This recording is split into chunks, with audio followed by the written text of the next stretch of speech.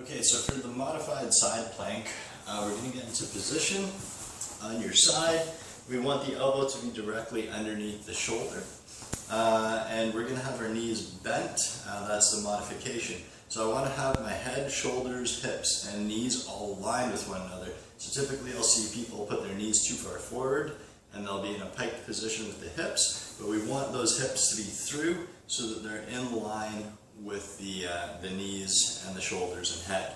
So from here, I'm going to drive through the ground with my forearm and elbow so that I'm creating space here with that shoulder, and I'm not resting on the shoulder joint like that. So you don't want the shoulder to be kinked in or you're resting your weight there. You want to create that space. So driving through that mat. From here, engaging the core, squeezing nice and tight. I'm going to lift the hips off of the mat.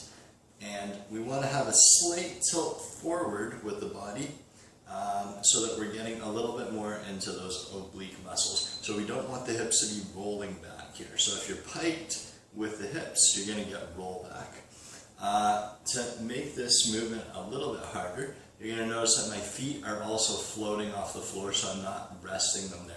That will also help you avoid rolling back of the hips. So head is neutral position. I'm thinking that I'm a steel rod from head down to my knees, and that is your side plank in this modified position. So I'm going to give you a quick angle from the side as well so that you can see the alignment of my head, hips, shoulders, and knees. And that is the position.